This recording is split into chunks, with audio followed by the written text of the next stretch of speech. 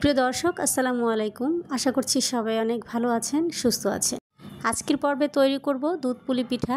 যারা নরম তুলতুলে পিঠার রেসিপি খুঁজছেন তাদের জন্য থাকছে আজকের রেসিপিটি। আশা করব এই রেসিপিটি আপনাদের কাছে অনেক সহজ লাগবে এবং ভালোও লাগবে। ভিডিওটি ভালো লাগলে অবশ্যই চ্যানেলটিকে সাবস্ক্রাইব করে নিয়মিত সঙ্গে থাকার অনুরোধ রইল। তাহলে চলুন আর কথা না বাড়িয়ে রেসিপিতে চলে যাচ্ছি। রেসিপিটি শুরু করার আগে একটা কথা বলে রাখছি, ভিডিওটি দেখার আগে একটি লাইক দিয়ে ভিডিওটি দেখা শুরু করবেন। প্রথমে আমি নারকেলটা রান্না করে নিচ্ছি। এর জন্য এখানে আমি 1 কাপ পরিমাণ নারকেল নিয়েছি আর স্বাদ মতো দিয়ে দিচ্ছি গুড়। এরপর এখানে আমি কয়েকটি এলাচ দারচিনি দিয়ে দিয়েছি। এই সবগুলো উপকরণ একসাথে এখন নেড়েচেড়ে পুরটাকে রান্না করে নিতে হবে।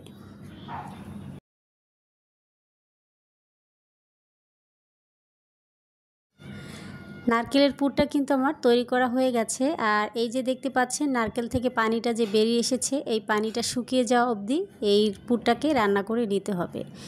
এরপর আমি চুলা থেকে নামিয়ে পুরটাকে ঠান্ডা করে নেব।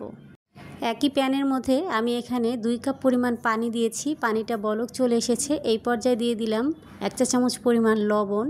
তারপর দিয়ে দিচ্ছি চালের গুঁড়ি। এটা বাজার থেকে কেনা শুকনো চালের গুঁড়ি ছিল, সেটাই ব্যবহার করছি। এরপরে আমি এখানে 1.5 বাটির মতো চালের গুঁড়া দিয়ে দিয়েছি। এখন ঢাকনা দিয়ে ঢেকে 2 থেকে 3 মিনিট অপেক্ষা করে এরপর ঢাকনাটা উঠিয়ে নিয়ে চালের গুঁড়িটাকে নেড়েচেড়ে একটা ডো তৈরি করে নিতে হবে। আমি এখানে 1.5 বাটি চালের জন্য কিন্তু 2 বাটি পানি ব্যবহার করেছি। আপনাদের ক্ষেত্রে হয়তোবা একটু কম বা বেশিও লাগতে পারে।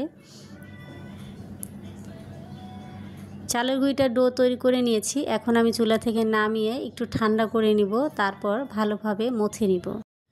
এই পর্যায়ে চালের এই ডোটা কিন্তু একটু ঠান্ডা হয়ে এসেছে। খুব বেশি ঠান্ডা করা যাবে না। গরম অবস্থা থাকাতেই কিন্তু এই ডোটাকে ভালো করে মেখে সফট করে নিতে হবে। এই যেমন ধরুন হাতে সয়, ঠিক এইভাবে থাকা অবস্থায় কিন্তু ডোটাকে আপনাকে মেখে নিতে হবে। তো খুব ভালোভাবে কিন্তু আমি মেখে নিয়েছি। এখন সেখান থেকে একটি লেচি নিয়ে রুটি তৈরি করে নিচ্ছি। আর বাকি অংশগুলো ওগুলো আমি ঢেকে রেখে দিয়েছি। অবশ্যই ঢেকে রেখে দিতে হবে, তা না হলে কিন্তু ডোটা শক্ত হয়ে যাবে।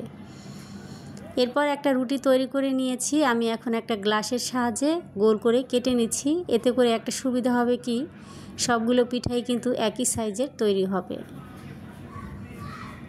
তো একইভাবে সবগুলো কিন্তু রুটি আমি তৈরি করে কেটে নিয়েছি। এখন আমি পুরটা এখানে দিয়ে তারপর পুলি পিঠাটা তৈরি করে নিচ্ছি। তো আগে থেকে তৈরি করা পুরটা আমি এখানে দিয়ে দিচ্ছি। এখানে পরিমাণ মতো পুর দিতে হবে। পুরটা দেওয়ার পর এরপর মুখটাকে সুন্দর করে আগে বন্ধ করে দিতে হবে, যাতে করে পুরটা বেরিয়ে না আসে। হাত দিয়ে চেপে চেপে একটু ভালো করে বন্ধ করে নিতে হবে, যাতে পিঠাটা আমরা যখন দুধের ভিতর রান্না করব তখন যেন কোনোভাবে পুরটা বেরিয়ে না আসে। তো এইভাবে করে তৈরি করে নিয়েছি। আর এখানে আমি একটা কাঁটা চামচের সাহায্যে একটু দাগ কেটে কেটে নিয়েছি। খুবই সহজে কিন্তু এইভাবে পিঠা তৈরি করে নেওয়া যায়। তো দেখতেই পাচ্ছেন এভাবে করলে একটি ফুলের মতো ডিজাইন হয়ে যায়, দেখতে অনেক সুন্দর লাগে। তবে আপনাদের পছন্দ মতো আপনারা কিন্তু তৈরি করে নিতে পারেন। একইভাবে আমি আরও কয়েকটি পিঠা তৈরি করে আপনাদের সাথে শেয়ার করব। এই শীতে কিন্তু এইভাবে এই পিঠাটা তৈরি করে খেয়ে দেখতে পারেন। এই পিঠাটা খেতে কিন্তু অসম্ভব মজার। আমার মনে হয় ছোট বড় সবারই কিন্তু ভীষণ পছন্দ হবে এই দুধ পুলি পিঠাটা। কথা বলতে বলতে আরও একটি পিঠা কিন্তু আমি তৈরি করে নিয়েছি। দেখুন পিঠাগুলো দেখতে কিন্তু এখনই অনেক চমৎকার লাগছে, আর একটা সুন্দর একটা ফুলের মতো ডিজাইন তৈরি হয়ে গেল।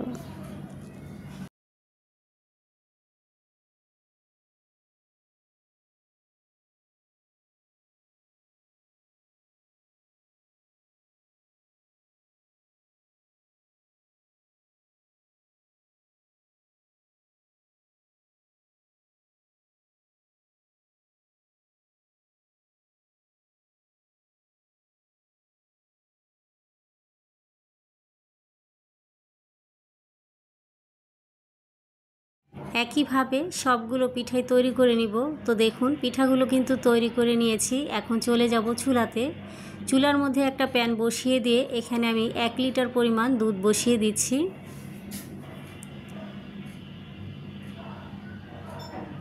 এরপর আমি এখানে দিয়ে দিচ্ছি 3 টুকরা এলাচ। মুখটা ফাটিয়ে দিয়েছি, এতে করে ফ্লেভারটা সুন্দর ছড়াবে। দুধটাকে আমি জাল করে নিয়েছি প্রায় 10 মিনিটের মতো। এরপর আমি এখান থেকে সামান্য একটু দুধ উঠিয়ে নিচ্ছি। এই দুধটা আমি কি করব সেটাও আমি আপনাদের পরে বলে দিব। এরপর আমি দুধটাকে জাল করে নেওয়ার পর এই পিঠাগুলো একে একে এখানে দিয়ে দিচ্ছি। পিঠাগুলো দেওয়ার পর আলতো হাতে একটু নেড়েচেড়ে ঢেকে দিব। এরপর আমি রান্না করে নিব প্রায় 10 মিনিটের মতো। এরপরে আমি যে দুধটা উঠিয়ে রেখেছিলাম এখানে আমি হাফ কাপ পরিমাণ খেজুরের গুড় দিয়ে দিয়েছি। দুধ আর গুড়টাকে আমি সুন্দর করে কিন্তু মিশিয়ে নিচ্ছি। এভাবে দেওয়ার কারণে কিন্তু দুধের মধ্যে গুড় দিলে কিন্তু দুধটা আর কেটে যায় না বা ফেটেও যায় না। অনেক সময় দেখা যায় গুড়টা দেওয়ার পর দুধটা কিন্তু একটু ছানা ছানা হয়ে যায়, সেক্ষেত্রে কিন্তু ওটা দেখতেও ভালো লাগে না আর খেতেও ভালো লাগে না। এইভাবে যদি আলাদা করে দেন সেক্ষেত্রে কিন্তু দুধটা আর ছানা ছানা হয়ে যাওয়ার কোনো চান্স থাকবে না। এরপর পিঠাটাকে আমি আবারও আলতো হাতে একটু নেড়েচেড়ে দিয়েছি। এখন এখানে আমি দিয়ে দিচ্ছি 2 টেবিল চামচ দুধের সর। এটা আমি ব্লেন্ডার করে তারপর নিয়েছি। এতে করে পিঠাটা অনেক সুস্বাদু হবে আর দুধটাও অনেক দ্রুত ঘন হয়ে আসবে। চাইলে কিন্তু এখানে আপনারা সমপরিমাণ গুঁড়া দুধও দিতে পারেন। তারপর আবারও একটু নেড়েচেড়ে নিচ্ছি আর এখানে আমি সামান্য একটু লবণ ব্যবহার করছি। মিষ্টির ব্যালেন্সটা ঠিক থাকবে। যদি মিষ্টি খাবারে লবণ পছন্দ না করেন সেক্ষেত্রে কিন্তু এটা স্কিপ করতে পারেন। ঢাকনা দিয়ে ঢেকে আমি আরও 2 থেকে 3 মিনিটের মতো রান্না করে নিয়েছি। পিঠাটা কিন্তু এরই মাঝে হয়ে গেছে আর অনেকটাই ঘন হয়ে এসেছে। এর চেয়ে বেশি আর ঘন করব না, এটা ঠান্ডা হলে কিন্তু অনেকটা ঘন হয়ে আসবে। তো এখন নামিয়ে ঠান্ডা করে তারপর পরিবেশন করছি। পিঠাগুলো কিন্তু তৈরি হয়ে গেল। এখন আমি একটা বোলের মধ্যে পরিবেশন করে নিচ্ছি। তো দেখুন মাশাআল্লাহ, একটা পিঠা কিন্তু ভেঙে যায়নি। এইভাবে পিঠা তৈরি করলে কিন্তু একটা পিঠাও ভেঙে যাবে না আর খেতেও হবে খুবই সুস্বাদু।